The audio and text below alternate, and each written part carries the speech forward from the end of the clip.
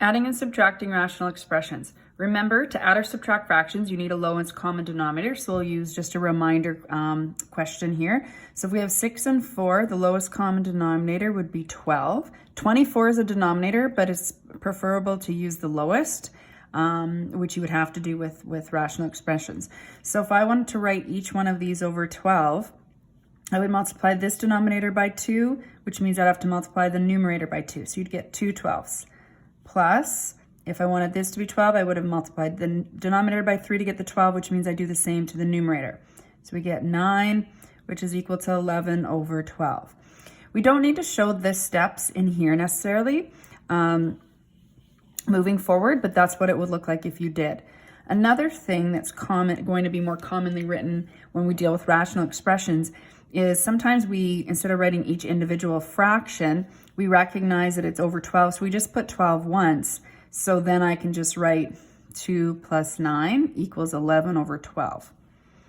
Okay, so let's look at rational expressions. For rational expressions, you also need a lowest common denominator. Then you will combine the numerators and write this over the common denominator. So we're just going to first look at finding common denominators before we do some adding and subtracting.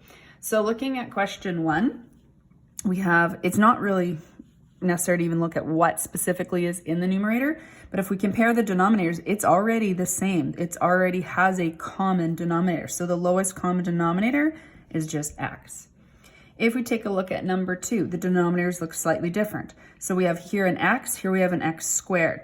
So we can't simplify this down and get rid of it, but we could build this up by multiplying this by x and this by x. So it's possible to get x squared as an equivalent fraction. So this would be 3x squared over x squared. So that means that the lowest common denominator you could use is x squared. Number 3, again, looking at the denominators, they're already the same. So your lowest common denominator is already x minus 5. You don't need to look too closely at that one if they're already common. If they're not in common, then you need to state both of them multiplied together. So if you have more than one binomial, both of them are part of the common denominator.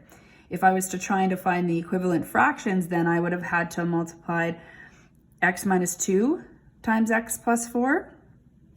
So I'll show what the common denominator would look like then. So x minus 2 times x plus 4 would be the denominator. So I would have to multiply this by x plus 4, which means I'd have to multiply 2 times x plus 4. So this would be an equivalent fraction. In other words, if these canceled, you're back to your original question. Let's do the same with the second fraction. If my common denominator is x minus 2, x plus 4 had to be multiplied by x plus 2. I often say, well, what's missing in this denominator? That's what you have to multiply the numerator by. So 1 times x minus 2. And again, if you were to cancel out the x minus 2's, those are gone now, you get your original question to see what that common denominator is.